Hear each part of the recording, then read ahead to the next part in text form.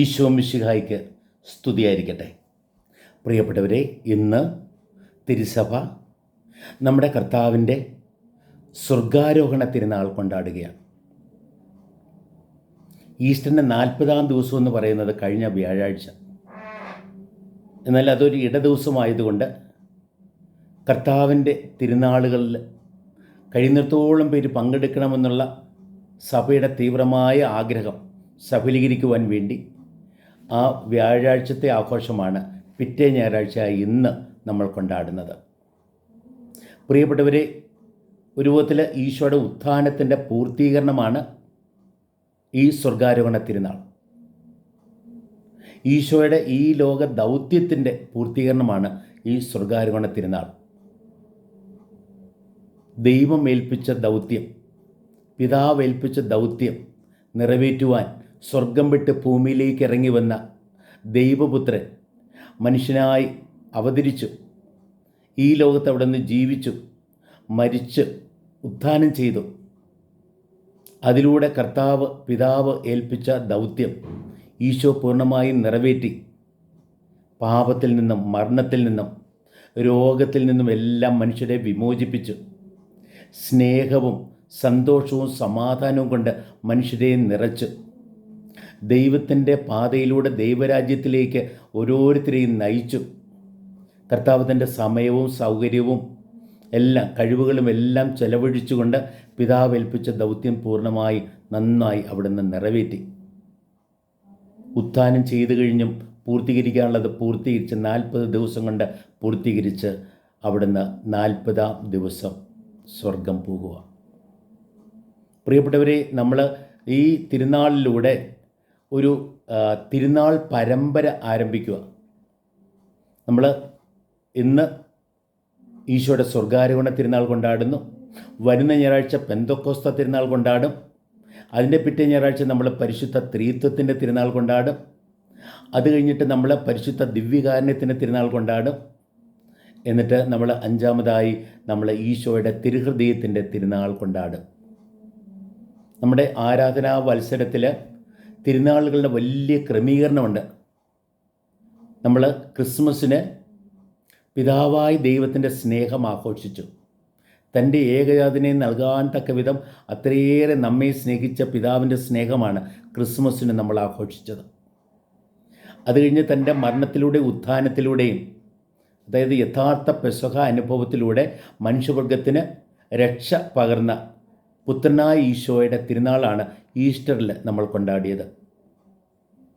എന്നിട്ട് വരുന്ന ഞായറാഴ്ച നമ്മൾ പരിശുദ്ധാത്മാവിൻ്റെ തിരുനാൾ കൊണ്ടാടും. അങ്ങനെ പിതാവിൻ്റെയും പുത്രൻ്റെയും പരിശുദ്ധാത്മാവിൻ്റെയും തിരുനാളുകൾ കൊണ്ടാടിയിട്ട് നമ്മൾ വരുന്നതിൻ്റെ അങ്ങേ ഞായറാഴ്ച പരിശുദ്ധ ത്രിത്വത്തിൻ്റെ തിരുനാൾ കൊണ്ടാടും. അപ്പം പിതാവും പുത്രനും പരിശുദ്ധാത്മാവും സ്നേഹത്തിൻ്റെ തികവിൽ ഒരേ ദൈവമായിരിക്കുന്ന അനുഭവം, അതാണ് കൂട്ടായ്മയുടെ അനുഭവം. പ്രിയപ്പെട്ടവരെ, പെന്തക്കോസ്ത തിരുനാൾ സഭയുടെ ജന്മദിനമാണെങ്കിൽ ആ സഭയുടെ അനുഭവങ്ങൾ, പ്രധാനപ്പെട്ട 3 അനുഭവങ്ങൾ പ്രിയപ്പെട്ടവരെ ആഘോഷ വിഷയമാക്കുകയാണ് പിന്നീട് വരുന്ന 3 തിരുനാളുകൾ. തിരുസഭ ഒരു കൂട്ടായ്മയാണ്. നമ്മുടെ ദൈവം അടിസ്ഥാന കൂട്ടായ്മയായിരിക്കുന്ന പോലെ നമ്മൾ ഒന്നിലധികം വ്യക്തികൾ, പല വ്യക്തികൾ സ്നേഹത്തിൻ്റെ തികവിൽ ഒന്നായിരിക്കുന്ന ഒരു അനുഭവം, അതാണല്ലോ പരിശുദ്ധ ത്രിത്വത്തിൻ്റെ അനുഭവം. അങ്ങനെ സഭയാകുന്ന കൂട്ടായ്മയുടെ ആഘോഷം, അതാണ് പരിശുദ്ധ ത്രിത്വത്തിൻ്റെ തിരുനാൾ. അത് കഴിഞ്ഞ് സഭയുടെ ഏറ്റവും വലിയ ആഘോഷം, ഏറ്റവും വലിയ പ്രാർത്ഥന, ഏറ്റവും വലിയ കൂദാശ, അതിൻ്റെ ആഘോഷമാണ് ദിവ്യകാരുണ്യത്തിൻ്റെ തിരുനാൾ.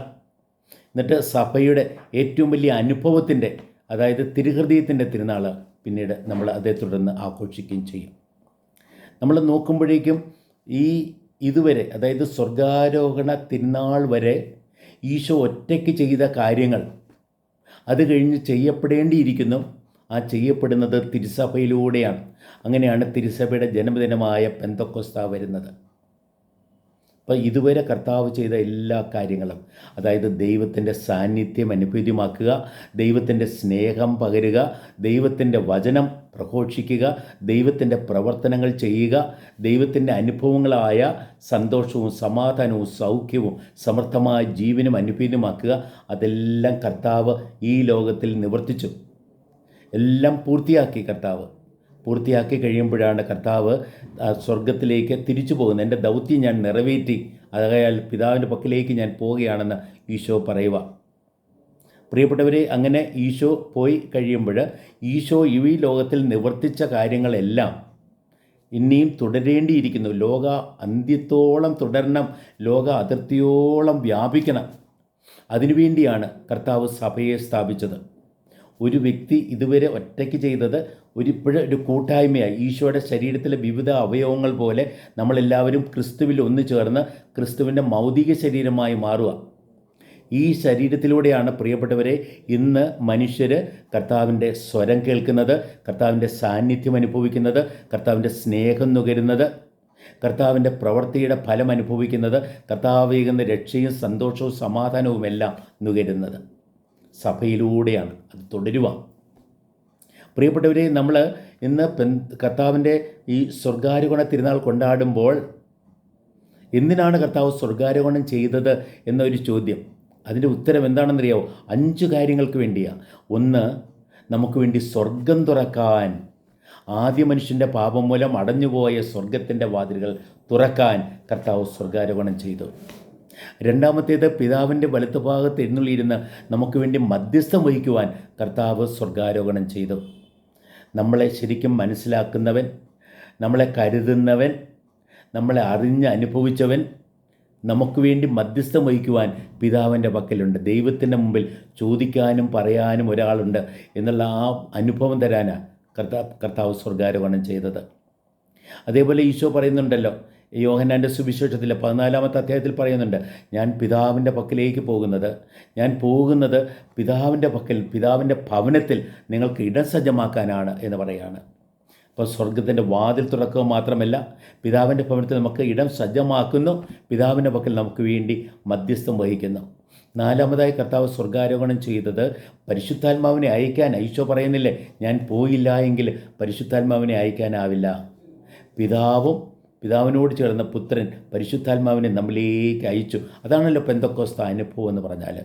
അങ്ങനെ പരിശുദ്ധാത്മാവിനെ അയക്കാൻ, പരിശുദ്ധാത്മാവിനാൽ നിറയുമ്പോഴാണ് തിരുസഭ തനരായി നമുക്കൊക്കെ പ്രിയപ്പെട്ടവരെ, നമുക്കൊക്കെ അല്ലേ കൂദാശകളിലൂടെ നമ്മൾ അനുഭവിക്കുക. ആ പരിശുദ്ധാത്മാവിനെ അനുഭവിക്കുമ്പോൾ പ്രിയപ്പെട്ടവരെ, നമുക്ക് ഈശോയുടെ സാന്നിധ്യം അനുഭൂതിമാക്കാൻ പറ്റും, ഈശോയുടെ വചനം പ്രഘോഷിക്കാൻ പറ്റും, ഈശോയുടെ പ്രവൃത്തികൾ ചെയ്യാൻ പറ്റും, ഈശോയുടെ സ്നേഹം പകരാൻ പറ്റും, ഈശോയേകുന്ന സൗഖ്യവും ശാന്തിയും സന്തോഷവും അനുഗ്രഹവും നമുക്ക് പകരാനായിട്ട് സാധിക്കും.